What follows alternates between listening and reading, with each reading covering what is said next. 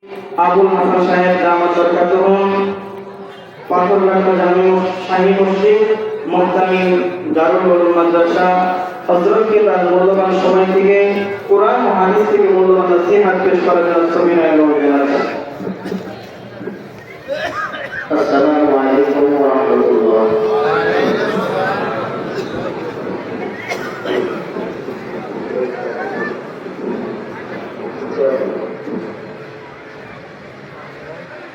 আলহামদুলিল্লাহ নাহমাদুহু ওয়া নাস্তাঈনুহু ওয়া নাস্তাগফিরুহু ওয়া নু'মিনু বিহি ওয়া নাতাওয়াক্কালু আলাইহি ওয়া না'উযু বিল্লাহি মিন শুরুরি আনফুসিনা ওয়া মিন sayyi'ati a'malina man yahdihillahu fala mudilla lahu wa man yudlilhu fala hadiya lahu wa nashhadu an la ilaha illallah wahdahu la sharika lahu wa nashhadu anna sayyidana wa sanadana wa maulana muhammadan abdullahi wa rasuluhu sallallahu ta'ala alayhi wa ala alihi wa ashabihi wa baraka wa sallama tasliman kathira. أما بعد فقد قال الله تعالى في كلامه المجيد والفرقان الحميد شكرا أعوذ بالله من الشيطان الرجيم بسم الله الرحمن الرحيم يتساءلون عن المجرمين ما سلككم في سقر قالوا لم نك من المصلين ولم نك نطعم المسكين وكنا نخوض مع الخائضين وكنا نكذب بيوم الدين صدق الله مولانا العظيم وقال النبي رسول الله صلى الله عليه وسلم إن في الجنة لغرفا يرى ظهورها من بطونها قالوا لمن هي يا رسول الله قال لمن أطاب الكلام وأدام الصيام وصلى بالليل والناس نيام أو كما قال النبي عليه الصلاة والسلام. فقال تعالى في شان نبيه محمد صلى الله عليه وسلم مخبرا وآمرا إن الله وملائكته يصلون على النبي يا أيها الذين آمنوا صلوا عليه وسلموا تسليما.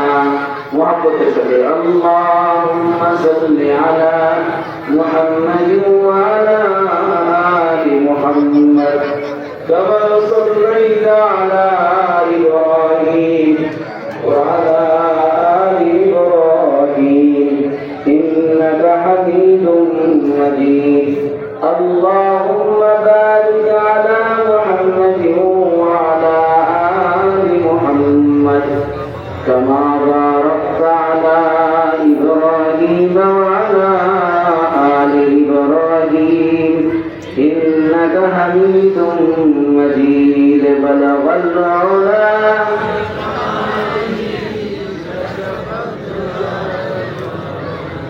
أصلت جميع خصاله صلوا عليه قدموا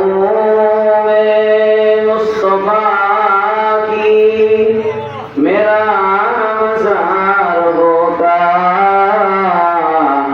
तो खाक पाक होता मैं खाक sir होता बलगल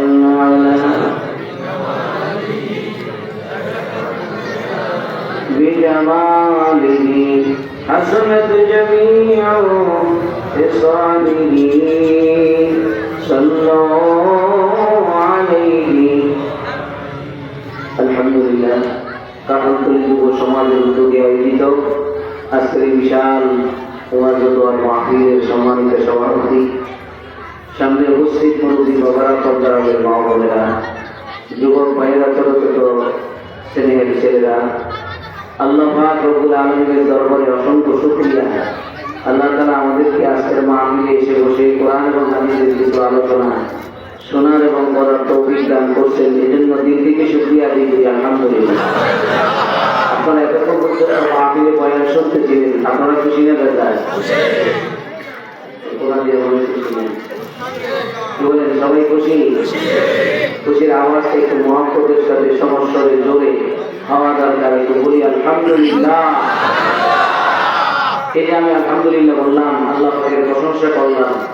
আল্লাহ রাসূল সাল্লাল্লাহু আলাইহি ওয়াসাল্লাম ইরশাদ করেন, আলহামদুলিল্লাহি তাআলা মা বাইনাস সামাওয়াতি ওয়াল আরদ, আসমান আর জমিনের মাঝামাঝি যে ফাঁকা জায়গা আছে, এই ফাঁকা জায়গা নেককার আল্লাহ বলে দিয়েছেন। সুবহানাল্লাহ বললেন। আল্লাহ তাআলা জান্নাতের মধ্যে একটা গাছ জন্মায় দিয়েছেন, যে গাছের ছায়া 500 বছর পর্যন্ত তেজি ঘোরা দৌড়েও শেষ করতে পারবে। সুবহানাল্লাহ। সুবহানাল্লাহ শব্দের অর্থ হলো পবিত্র। সুবহানাল্লাহ শব্দের অর্থ, আমি আল্লাহ তাআলার পবিত্রতা বর্ণনা করতেছি। সাব্বাহতু সুবহানাল্লাহ, সমস্ত পবিত্রতা কার? বলে বলতে হবে কার? আমি আল্লাহর পবিত্রতা বর্ণনা করতেছি। আমার আল্লাহ ডাক দিয়ে বলেন, আমার বান্দা তুমি আমাকে পবিত্র বললেও আমি পবিত্র, আর তুমি যদি আমাকে পবিত্র নাও বলো তাও আমি পবিত্র, ঠিক না? আমি সারাদিন আল্লাহ পাকের পবিত্রতা বর্ণনা করলেও আমার মালিকের কিছু আসে যায় না, আর সারাদিন আল্লাহরে গাইলেও কিছু আসে আর যায় না। যায় আল্লাহর কিছু হবে? কিন্তু আল্লাহ তুমি যখন তোমার নাপাক জবান দিয়া আমারে যখন পবিত্র ঘোষণা করলাম, আর পবিত্রতা ঘোষণা করলাম, বান্দা তুমি সাক্ষী থাকো, হে বান্দা আমি তোমার জীবনের গুনাহগুলো মাফ করে তোমাকে পবিত্র করে দিলাম। লাভনাগতি যেরকম লাভনাগতি। এজন্য পুরো মাহফিলের আলোচনায় যখন সুবহানাল্লাহ দরকার হয়, আলহামদুলিল্লাহ দরকার হয়, চেয়ে দিতে হবে না, নিজের থেকে বলবেন। কারা কারা তৈয়ার নয়? এত তাড়াতাড়ি খুশি হারায় বলে গেছে বলেন আমার কারা কারা তৈয়ার? আল্লাহু আকবার। আল্লাহ সকলকে আমল করার তৌফিক দান করুন, বলেন আমিন। এই যে মাহফিলগুলো হয়, এই মাহফিলগুলোর মধ্যে যেখানে দিনের আলোচনা হয়, হাদিসের মধ্যে আছে বৃষ্টির মতো রহমতের বারিজারা নাযিল হয়, বলেন সুবহানাল্লাহ। قال رسول الله صلى الله عليه وسلم ذكركم الله في نزلت عليهم السكينة। আল্লাহ নবীর হাদিসের একটা অংশ তেলাওয়াত করলাম। নবীজি বলেন, যখন কোন মজলিসের মধ্যে আল্লাহর আলোচনা হয়, দিনের আলোচনা হয়, ওই মজলিসের মধ্যে রহমতের বৃষ্টি আল্লাহ পাক নাযিল করতে থাকেন। যখন মাহফিল করি, ওখানে মাহফিলের বয়ান সাধারণত দেয় 2টা 2:30টার পরে। মাহফিলের মধ্যে গেলাম বয়ান করার জন্য, যখন 9টা বাজে তখন যায় দেখি এক অন্ধভক্ত বয়ান করতেছে, সামনে অনেক শ্রোতারা বসে আছে। মানে একটা অন্ধকার সামনে নাই, অন্ধকার মতো এমন ভাবে বয়ান করতেছে মনে হয় যেন লক্ষ লক্ষ শ্রোতা তার সামনে দেখে না। মনটা খারাপ হয়ে গেল। টাকা থেকে আসলাম মুন্সিগঞ্জ থেকে, টাকা বাড়ি দিয়া কত জেলা বাড়ি দিয়া, সেখানে গেলাম মাহফিল করার জন্য। 9টা বাজে কোনো লোক নাই, মনে মনে ভাবতেছি তাহলে মনে হয় মাহফিলের লোক বেশি একটা হবে না। কিন্তু যখন 10টা বাজলো দেখলাম আস্তে আস্তে সিগার খাতা যাত্রা খাতা গায়ে দিয়ে দিয়া মানুষগুলো আসতে শুরু করে দিচ্ছে। বিশাল প্যান্ডেল ঘুরে গেল। 2টার পরে যখন আমার উঠে এসেছে স্টেজ উঠে দেখি বিশাল প্যান্ডেল পুরা ভরা। আল্লাহ আকবার বলেন না। আলোচনা যখন করতেছিলাম বললাম আল্লাহ পাকের রহমত বৃষ্টির মতো নাজিল হয়। একদম জায়গা জায়গা বলতেছে পাশের থেকে হুজুর বৃষ্টি তো পড়ে, আপনার রহমত তো দেখতেছি না, দেখতেছি তো কুয়াশার পানি পড়ে। কথা বলেন রহমত তো দেখি না, কুয়াশার পানি দেখি। আমি বললাম দোস্ত আওয়াজটা কানে এসে গেল। আমি বললাম দোস্ত তোমার কথায় আমার একটা কথা মনে পড়ে গেল। আসলে তোমার তো ওই কান নাই, তোমার তো ওই চোখ নাই যে চোখ দিয়া আল্লাহ পাকের রহমতের বৃষ্টি দেখবা। দেখি না ওই চোখ তো থানভী রহমাতুল্লাহ আলাইহি ছিল, ওই চোখ আম্মা জান আয়েশার ছিল। যে চোখ দিয়ে আল্লাহ পাকের বৃষ্টি দেখা যায়, রহমতের বৃষ্টি দেখা যায়, ওই চোখ আম্মা জান আয়েশার ছিল। আম্মা জান আয়েশা ঘরের মধ্যে আল্লাহর নবী শোয়া, আম্মা জান আয়েশা বসা দেখতেছে আল্লাহর নবীর উপরে কিলের ফোটায় ফোটায় করে সুবহানাল্লাহ। বৃষ্টির ফোটার মতো বিজের আল্লাহর নবীর গায়ের উপরে পড়তেছে। আম্মা জান আয়েশা দেখা এবার চিন্তা করলো নবীজির গায়ে পানি পড়তেছে, আমি কেমনে বসে রাখি। আম্মা জান একটা তোয়ালিয়া নিয়ে আল্লাহর নবীর শরীরটা মোছা শুরু করে দিছে। যখন স্ত্রী আম্মা জান আয়েশা শরীর মুছতেছে আল্লাহর নবীর দিকে মুছকি মুছকি হাসে। স্বাভাবিকভাবে স্বামীর কোনো কাজে, স্ত্রীর কোনো কাজে যদি স্বামী মুছকি মুছকি হাসে তাহলে স্ত্রী মনে মনে ভাবে মনে হয় কোনো ভুল টুল কিছু হয়েছে, ঠিক না? আপনি বসে রয়েছেন, একজন লোক আপনার সামনে আসছে, আপনি যদি তার দিকে মুছকি হাসেন তাহলে লোকটা মনে মনে ভাবতে মনে হয় আমার চোখের মধ্যে মনে হয় কেটে চলে আসে, আমার গালের মধ্যে নাকের মধ্যে মনে হয় হিল হয়ে গেছে, ঠিক এরকম মনে করবে। আম্মা জান ব্যতিক্রম নয়। আম্মা জান বলতেছেন ইয়া রাসূলুল্লাহ হাসেন কেন? বলে হাসতেছি তো তোমার কাণ্ড দেখে হাসি।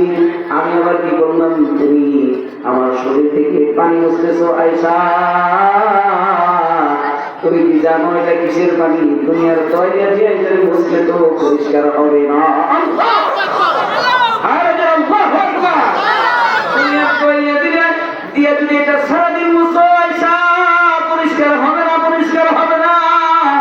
তুমি সারাদিন মুছলেও পরিষ্কার হবে না।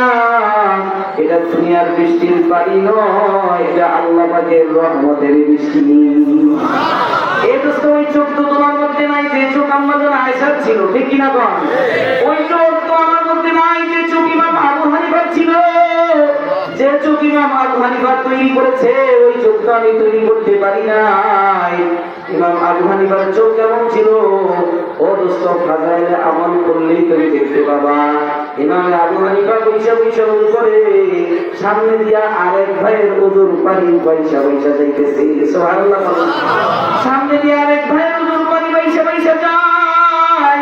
ইমাম আবু হানিফা রাহিমাহুল্লাহ তিনি বলতেছে আমি দেখতেছি এই পানির সাথে মায়ের সাথে বেয়াদবি করলে যে গুনাহ হয় ওই গুনাহগুলো এই পানির সাথে ছেড়ে যাচ্ছে। আল্লাহু আকবার বলেন। এ দোস্ত তার চোখ ছিল। হাদিস শরীফের মধ্যে আল্লাহ রাসূল বলেন ইজা তাওয়াজ্জা আল আবদু ওয়া ক্বালা আল মুমিনু, যখন বান্দা আব্দুল মুসলিম ওয়া ক্বালা আল মুমিন, আল্লাহ রাসূল বলেন যখন মুসলমান বান্দা অথবা মুমিন বান্দা ওযু করে তার হাত দুই পা গাছালা ইয়াদাহু খারাজাত গাদিয়াতুহু মিন ইয়াদিহি বিআখরি কাতরিল মা বিকাতরিল মা। আল্লাহু আকবার বলেন। আল্লাহ রাসূলের সাথ করেন বান্দা যখন ওযু করে হাত ধৌত করে হাতের সাথে যে হাতের দ্বারা যে গুনাহ হয়েছে হাতের পানির সাথে অথবা শেষ ফোঁটার সাথে হাতের গুনাহগুলো ধরে যায়। এই দোস্ত চাহার ধৌত করলে চাহার গুনাহগুলো ধরে যায়, পা ধৌত করলে পায়ের গুনাহগুলো ধরে যায়।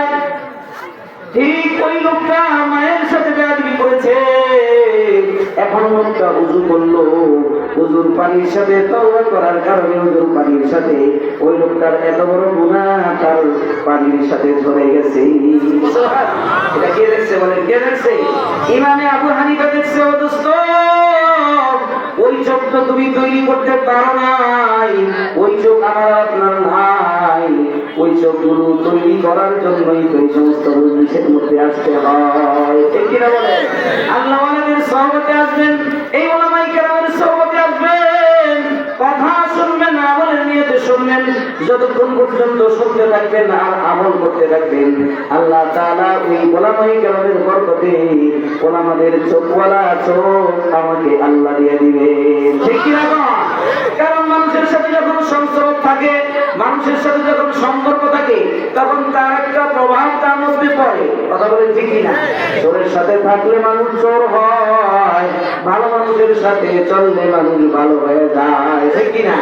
আমার মা প্রায় সময় যখন মাদ্রাসা যাইতাম, যাওয়ার সময় মা পিঠের মধ্যে হাত দিয়ে একটা কথা বলতো, বাবা ভালো মানুষের সাথে চললে খায় বেটার পান, খারাপ মানুষের সাথে চললে কাটা যায় তুই গান, ঠিক কিনা? বাবা সবসময় ভালো ভালো ছাত্রদের সাথে চলবা, তুমি ভালো হইতে পারবা। যদি খারাপ সঙ্গ ধরো বাবা, তাহলে তোমার জীবন নষ্ট হয়ে যাবে। এটা শুধু মানুষের সাথে চললেই শুধু ভালো হয় এটা নয়। আল্লামা শেখ সাদী রাহমাতুল্লাহ এই পরিষ্কার কিতাবের মধ্যে লিখে গেলে বলবো, এদার হাম্মামে রোজে রসিদাল দস্তে মাহবুবে বদস্তাম বদগুপ্তাম এমসিকিয়া দিবি কে আজবুয়ে কালামি যে তোস্তাম বদস্তামান গেলে না চিজে বুদাম ওয়ালাকিন মুদ্দাতে বাগুল নশস্তাম জামালে হাম নশিদার মানাদর গর ওয়াগার নামান হুমা কাদম কে হাসতাম। আল্লাহু আকবার। এই মুসলমান শেখ সাদী রাহমাতুল্লাহি আলাইহি মারিফাতের ভান্ডারওয়ালা ছিলেন, আল্লাহু আকবার বলেন। আল্লামা শেখ সাদী একদিন গোসলখানার মধ্যে গোসল করতেছে, তার হাতের মধ্যে মাটি, এক মুষ্টি মাটি আসলো। মাটি থেকে এত সুন্দর গান, এত সুন্দর গান, জীবনে কোনোদিন এত সুন্দর গান তিনি পান নাই। মাটি থেকে আপনাদের কাঁঠাল করে মাটি থেকে কি গান পায় নাকি? কথা, মাটি থেকে গান পায়, মাটি থেকে গান পায় না, মাটি থেকে এক ধরনের গন্ধ আসে। কিন্তু ওই শেখ সাদীর হাতের মাটি থেকে এমন সুন্দর গান, মাটিকে জিজ্ঞাসা করতেছে, মাটি তুই তো সাধারণ মাটি, তোর মধ্যে এত সুন্দর গান কেন? আল্লাহু আকবার। তোর মধ্যে এত সুন্দর গান কেন? মাটির জবান খুলে গেছে। মাটি ডাক দিয়ে বলতেছে, আল্লাহর বান্দা শোনো, তুমি দেখতেছো মাটি, আমিও মাটি, আসলেই আমি মাটি, আমার মধ্যে কোনো গান নাই, আমার মধ্যে কোনো গ্রাম থাকার কথাও না। কিন্তু আমি কিছুদিন ফুল বাগানের স্পর্শে ছিলাম, একটা ফুল গাছের নিচে ছিলাম, ফুল গাছের পাপড়িগুলো আমার উপরে পড়তো, সুবহানাল্লাহ। ফুল গাছের পাপড়িগুলো আমার উপরে পড়তো, ওই পাপড়ির গান আমার মধ্যে এসে অ্যাকশন করে ফেলাইছে, আল্লাহু আকবার। ওই ফুল গাছের পাপড়ি আমার মধ্যে অ্যাকশন করেছে, যার কারণে এখন আমি মাটি থেকে সুন্দর গ্রাম বের হচ্ছে।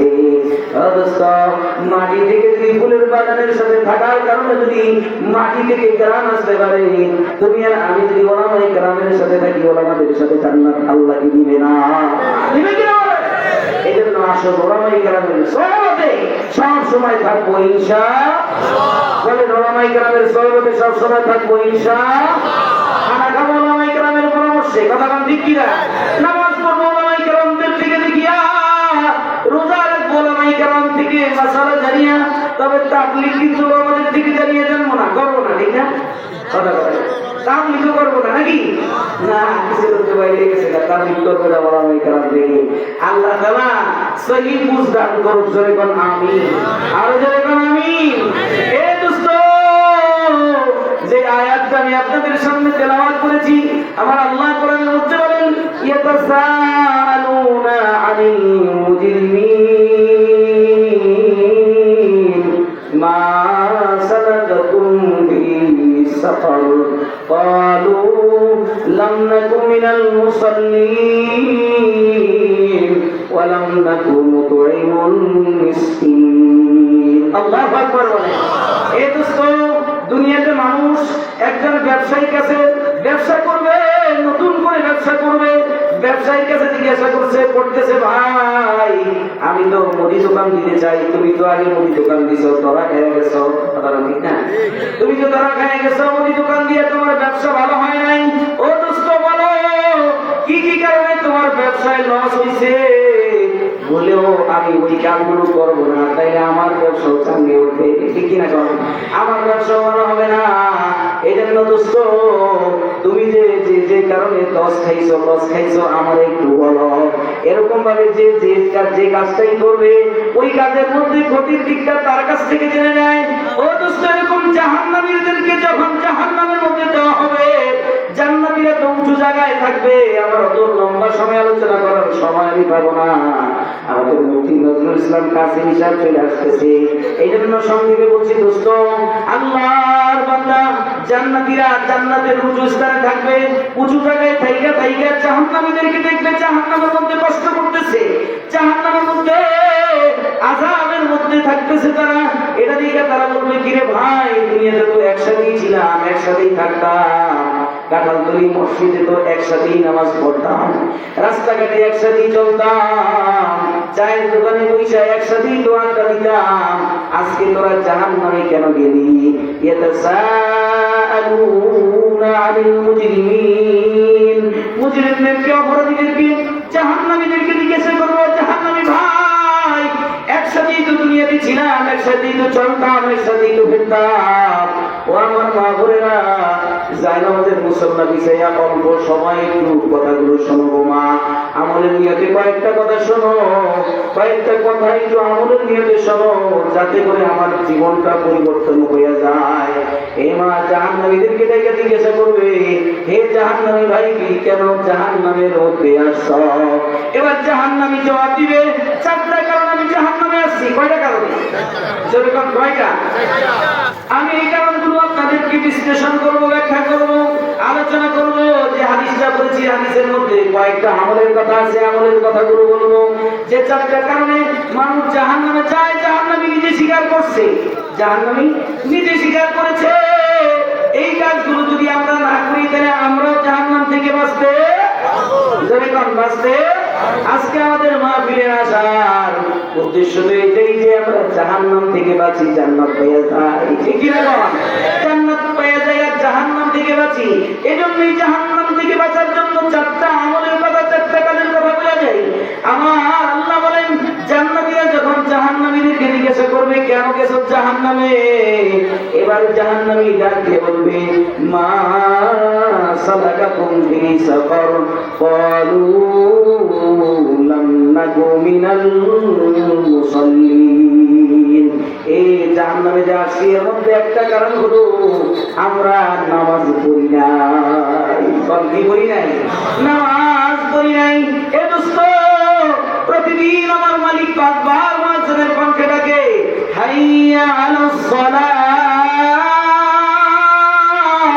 ডাকে কিনা বলেন? মুয়াজ্জিনের কণ্ঠে আমার মালিক পাঁচবার ডাকে, হাইয়া আলাল ফালাহ। আমার বান্দা, যদি তুমি সফলতা চাও, তাহলে মসজিদের দিকে দৌড়ে আসো, মসজিদের দিকে দৌড়ে আসো, নামাজের দিকে দৌড়ে আসো, সফলতার দিকে দৌড়ে আসো। মুয়াজ্জিনের কণ্ঠে মালিক বারবার মুয়াজ্জিনের কণ্ঠে ডাকতে থাকে, দৈনিক 5 বার ডাকে, কিন্তু আমি মালিকের ডাকে সাড়া দিতে পারি না। আমি মালিকের ডাকে সাড়া দিয়া মসজিদে যাবো, এটা আমার কপালে হয় না। এই জন্য জাহান্নামী বলে, ও ভাই, দুনিয়াতে একসাথেই থাকতাম, একসাথেই বৈশা চার দোকানে বৈশা চা খাইতাম, কিন্তু যখন মুয়াজ্জিনের আযান কানে আসতো, তুমি তো মসজিদের দিকে চলে যাইতা, নামাজ পড়তা, আমি মসজিদে যাই নাই, যার কারণে আমার মালিক আজ আমার জাহান্নামে দিয়ে দিছি। এবার সবাই নিয়ত করেন, আমি 5 ওয়াক্ত নামাজ পড়বো ইনশাআল্লাহ। কারা কারা নিয়ত করেছেন? আল্লাহু আকবার। আল্লাহর দেখান বলেন, আল্লাহ বলেন, আল্লাহ বলেন, আল্লাহ। আমরা নিয়ত করলাম, জীবনে কোনোদিন নামাজ ছাড়বো না, জীবনে কোনোদিন নামাজ ছাড়বো না, 5 ওয়াক্ত নামাজ ঠিকমতো জামাতের সাথে আদায় করবো। আল্লাহ, তুমি সাক্ষী আছো, আমাদেরকে তুমি তৌফিক দিয়ে দাও, সকলে বলেন আমিন। আর যারা বলেন আমিন। জাহান্নামে 1 নম্বর যাওয়ার কারণ কি? নামাজ না পড়া। যখন কিনা পড়া নামাজ পড়বো তো ইনশাআল্লাহ। 2 নম্বর কারণ ক্বালু লাম নাকু মিনাল মুসাল্লিন ওয়া লাম নাকু নুতইমুল মিসকিন। এ দোস্ত, বিক্রমপুরের মানুষ, তোমরা অনেক টাকা পয়সা আছে, তোমাদের অনেক টাকা পয়সা তোমাদেরকে আল্লাহ তাআলা দিয়েছে, অনেক টাকা পয়সার মালিক দোস্ত, কিন্তু পাশে গরিব মানুষ শুয়ে থাকে রাতকে দিন, দিনকে দিন, রাতকে রাত চলে যায়, অর্ধাহারে অনাহারে চলে যায়, খাবার ঠিক মতো পায় না, পোশাক ঠিক মতো পায় না। তোমার আলমারি করলে অনেক অনেক কিন্তু কাপড়, শীতের কাপড় পাওয়া যাবে। 10 বছর আগে শীতের কাপড় কিনে রাখছো, ওই কাপড়টা শোকেসের মধ্যে রাখছো, 10 বছর পর্যন্ত, পড়তে পর্যন্ত মনে নাই। আছে এরকম কথা বল না, আছে কিনা? অথচ পাশের একজন ভাই না খায়া মরতেছে, তখন মনে শীতের মধ্যে একেবারে বস্ত্রহীন অবস্থায় পাতলা একটা শার্ট গায়ে দিয়ে সাধারণ ভাবে কাজ করে, একটা জ্যাকেট কেনার মতো পর্যন্ত তার ক্ষমতা নাই, একটা চাদর কেনার মতো তার ক্ষমতা নাই। ও দোস্ত, একটু খেয়াল করো, জাহান্নামী ডাক দিয়ে বলবে, ভাই রে, যেই কারণে জাহান্নামে আসছি এর মধ্যে 2 নম্বর কারণ হলো আমি এতিম মিসকিনকে খাইতে দেই না। নাউজুবিল্লাহ, এতিম মিসকিনকে আমি খাইতে দেই নাই। এতিমের খানা, এতিম মিসকিন আমার বাড়ির পাশে ছিল, গরিব মানুষ আমার বাড়ির পাশে ছিল, আমার ভাই মারা গেছে, ভাতিজারা গরিব ছিল, এতিম ছিল। ভাই যখন ছিল আমার ফ্যামিলি সহ ভাই চালাইছে, এরকম অনেক ফ্যামিলি আছে না, কথা আপনার কাছে কিনা? ভাই যখন ছিল তখন আমার ফ্যামিলি সহ চালাইছে, কিন্তু আজকে ভাই মারা গেছে, ভাইয়ের স্ত্রী ঘরে 4টা-5টা সন্তান নিয়ে অসহায় কষ্ট করে চলতেছে। আমি আমার সন্তানদের কিনে ইলিশ মাছ বাজার থেকে কিনে না খাই, গরুর গোস্ত কিনে না খাই। এই গরুর গোস্ত যখন গ্রাম আমার বাইস্তারা পায়, মায়ের কাছে যায় বলে, মা গো, আমার বাবা যদি আজকে থাকতো, আমারও তো আজকে গরুর গোস্ত কিনে খাওয়াইতো গো মা। আজকে বাবা নাই বলে আমরা আজকে গরুর গোস্ত খাইতে পারতেছি না মা। এ দোস্ত, এই যে ভাতিজার এই আর্তনাদ জমিনের মধ্যে থাকে নাই, জমিনের মধ্যে থাকে নাই, এই আর্তনাদটা সরাসরি আমার মাওলার আরশে দিয়ে ধাক্কা লেগে গেছে, মাওলার আরশে দিয়ে ধাক্কা লেগে গেছে। এজন্য জাহান্নামী, তুমি জাহান্নামী হইবা কিয়ামতের দিন। ওই যে জাহান্নামী থাইকা জান্নাতীদেরকে দেখে বলবা, রে ভাই, যে সমস্ত কারণে জাহান্নামে আসি, ওই যে এতিম আর মিসকিনদেরকে খাইতে দেই নাই, নিজে পেট ভইরা খাইছি, এতিম মিসকিনদের খাইতে দেই নাই। খবরদার মনে রাখবা, আমার মালিক কোরআনে কারীমের মধ্যে ইরশাদ করেন, ওয়া ফি আমওয়ালিকুম হাক্কুম মালুম লিসাইলি ওয়াল মাহরুম। এ দোস্ত, তোমার মালের মধ্যে ভিক্ষুকের হক আছে। অনেক মানুষের আমি তোমার মতো মাল দেই নাই, আর তোমার চেয়েও স্বাস্থ্যটা অনেক বেশি আছে না, এরকম অনেক স্বাস্থ্যবান, অনেক শক্তিওয়ালা, তার শরীরের মধ্যে শক্তি অনেক বেশি, কিন্তু তারে আমি মান দেই নাই।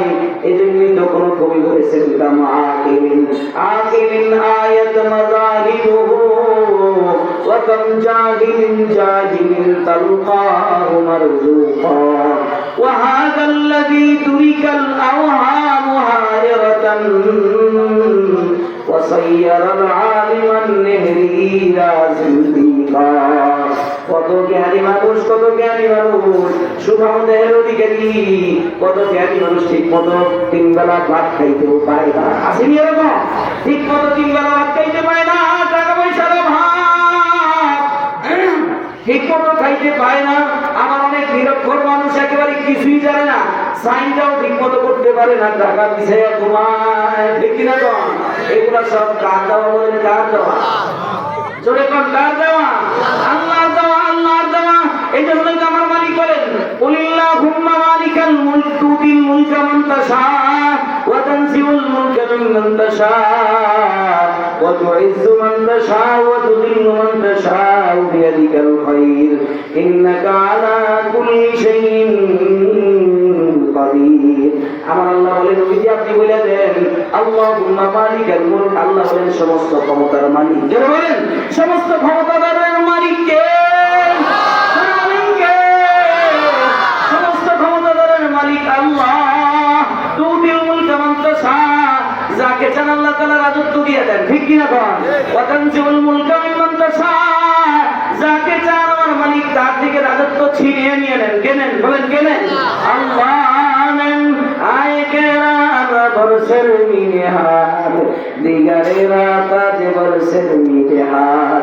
এই জন্যই তো কবি বলেন আল্লাহ তাআলা যাকে চান তার মাথার উপরে রাজমুকুট পরাইয়া দেন, আবার যাকে চান তার মাথার থেকে রাজমুকুটটা সরাইয়া দিয়া বিখ্যাত একটা ফলা তার হাতের মধ্যে ধরাইয়া দেন। ঠিক কি না? কে করেন? কে করেন? আল্লাহ। এ দোস্ত, আমার আল্লাহ বলেন মালিকাল মুলক তুতিল মুলকা মান তাশা, তিনি যাকে চান মালিক, তিনি যাকে চান রাজত্ব দেন, আবার যার থেকে চান তার থেকে রাজত্ব ছিনিয়ে নিয়ে নেন। ওয়া তুইজ্জু মান তাশা, আবার যাকে চান ইজ্জত দেন। ওয়া তুযিল্লু মান তাশা, আবার যাকে চান তাকে আমার আল্লাহ বেইজ্জতি করেন। ঠিক কি না? কে করেন? বলেন কে করেন? আল্লাহ। আল্লাহ করেন, আল্লাহ করেন। এই যে আয়াতটা আমি তেলাওয়াত করলাম আপনাদের সামনে, একটা ঘটনা মনে পড়ে গেল আমার ছোটবেলা। তখন আমরা মাত্র নাহবীর জামাতে পড়ি, নাহবীর দিকে পড়ি, তাই সির জামাতে পড়ি। সম্ভবত আমার ওই এলাকায় একজন দাদা ছিল, দাদার নাম ছিল নওয়াব আলী মুন্সি। কিনা কথা বলতে কিনা?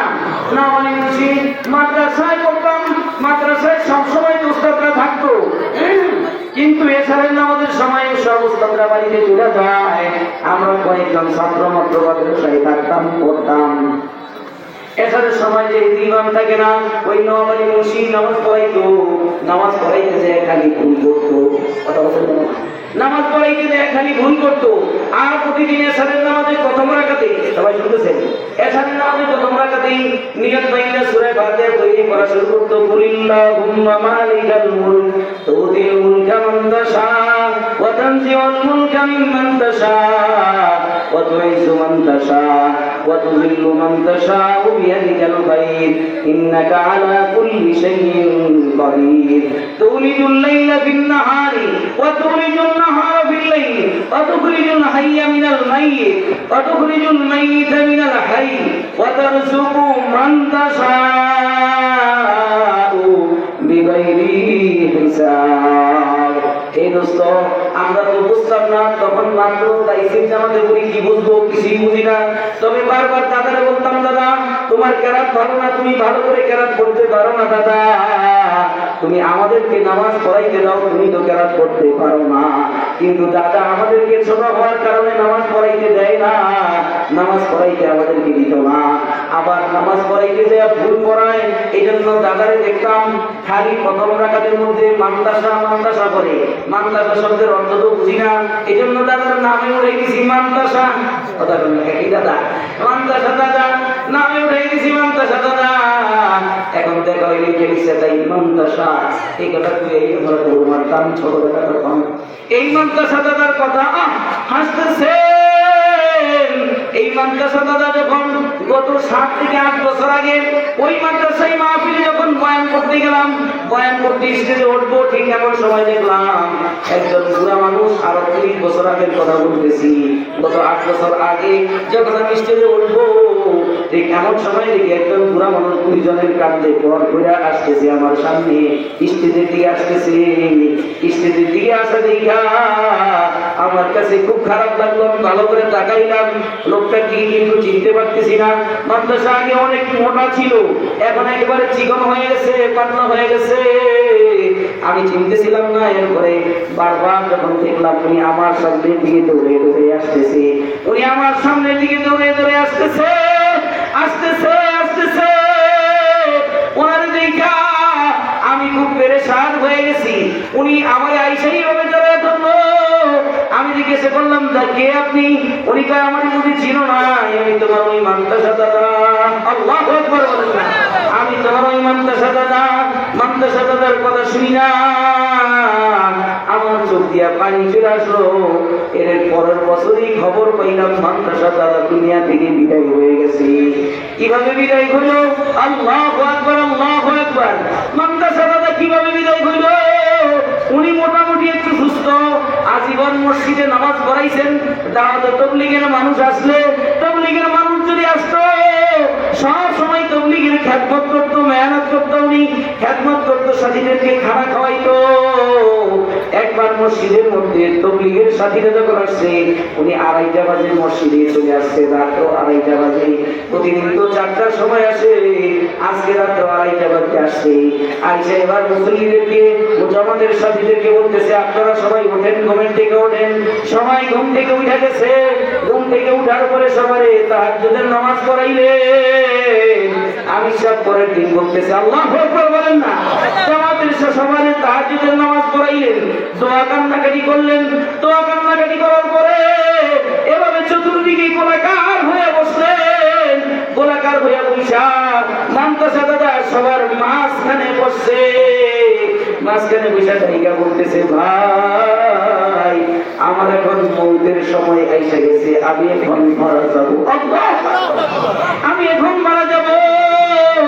এই কথা বলেই সবাই বলতেছে, আপনারা আমার সাথে বলেন লা ইলাহা ইল্লাল্লাহ, লা ইলাহা ইল্লাল্লাহ, লা ইলাহা ইল্লাল্লাহ, লা ইলাহা ইল্লাল্লাহ।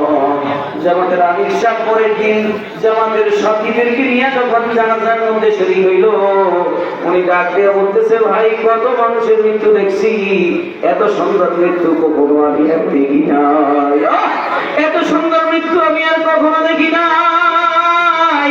উনি মৃত্যুর সময় নিয়ম হলো অন্যরা মৃত ব্যক্তিকে তালকিন করবে, ঠিক রাখুন, অন্যরা তার পাশে বসে বসে লা ইলাহা ইল্লাল্লাহ তালকিন করবে। কিন্তু এই লোকটা দেখলাম আমাদেরকে তালকিন করতেছে উল্টা, আমাদেরকে বলতেছে আপনারা আমার সাথে বলেন লা ইলাহা ইল্লাল্লাহ, লা ইলাহা ইল্লাল্লাহ। উনি আমাদেরকে তালকিন করাইতে করাইতে উনি ওই অবস্থায় ইন্তেকাল করলেন। কিছুক্ষণ পরে আমি যখন যাই হাত ধরলাম, হাত ধরে দেখি লোকটা দুনিয়া থেকে চিরতরে বিদায়ী হয়ে গেছে। আল্লাহু আকবার, আল্লাহ। এ দোস্ত, এই জন্য ইজ্জতের মালিক কে বলেন? ইজ্জতের মালিক কে? আমাদের অবস্থা কে করে বলেন? কে করে? এ দোস্ত, এই জন্যই জাহান্নামী লাইকা বলতেছে, আমি যে জাহান্নামে আসছি এর 2 নম্বর কারণ হলো আমি এতিম মিসকিনদেরকে খাইতে দেই নাই। এই জন্য আপনারা যারা উপস্থিত আছেন প্রত্যেকে আমার সাথে ওয়াদা করেন যে অবশ্যই এতিম মিসকিনকে খেতে দিবেন ইনশাআল্লাহ। তার কারণে তো জাহান্নাম হয়ে যাবে ভাই। আল্লাহু আকবার, বলেন আল্লাহ, বলেন আল্লাহ। আমরা নিয়ত করলাম এতিম মিসকিনদেরকে খাওয়াবো। মালিক তুমি আমাদের গুনাহগুলি মাফ করে দিও, জাহান্নাম থেকে আমাদেরকে হেফাজত করিও, বলে কোন আমিন। 1 নম্বর হলো নামাজ না পড়ার কারণে জাহান্নামে গেছে। 2 নম্বর এতিম মিসকিনকে খানা না দেওয়ার কারণে জাহান্নামে গেছে। এগুলো করবো আমরা, নামাজ পড়বো তো ইনশাআল্লাহ, এতিম মিসকিনকে খানা খাওয়াবো তো ইনশাআল্লাহ। 3 নম্বর ওয়া কুননা নাখুযু মাল খায়িদিন। 3 নম্বর হলো আমরা বৈশা বৈশা খালি সমালোচনা করতাম। বৈশা বৈশা কি করতাম? অনেক অর্থ আছে, এর মধ্যে একটা অর্থ এটা বললাম, আমরা বৈশা বৈশা খালি সমালোচনা করতাম। চার দোকানে বৈশা বৈশা খালি চায়ের মধ্যে চুমু দেয় আর খালি গীবত করে। কিছু লোক এমন আছে না? কথা কোন আছে? তাহলে গীবত করা এটা, গীবত করা এটা জাহান্নামী হওয়ার লক্ষণ। গীবত করলে মানুষ জাহান্নামে যায়, কথা বলেন ঠিক কিনা? এই জন্য গীবত থেকে নিজেকে দূরে রাখবো। পারবো তো ইনশাআল্লাহ? জোরে বলেন পারবো তো ইনশাআল্লাহ? আল্লাহ আমাদেরকে তৌফিক দান করুক, জোরে কোন আমিন। আরো জোরে বলেন আমিন, আরো জোরে বলেন আমিন। আল্লাহ তাআলা আমাদেরকে যে কথাগুলো আলোচনা হলো এই কথাগুলো আমল করার তৌফিক দান করুক। জাহান্নামে যাওয়া যে 3টা কারণ আলোচনা করা হলো, নামাজ ঠিকমতো পড়বো, নামাজ না পড়লে মানুষ জাহান্নামে যায়। আমরা ঠিকমতো নামাজ পড়বো তো ইনশাআল্লাহ, কি বলেন? আল্লাহ তাআলা আমাদেরকে পাঁচওয়াক্ত নামাজি বানিয়ে দেয়। উলামায়ে কেরামের সাথে থাকা তৌফিক আল্লাহ তাআলা আমাদেরকে দান করে। সকলে বলি আমিন। ওয়া আখিরু দাওয়ানা আলহামদুলিল্লাহি রাব্বিল আলামিন।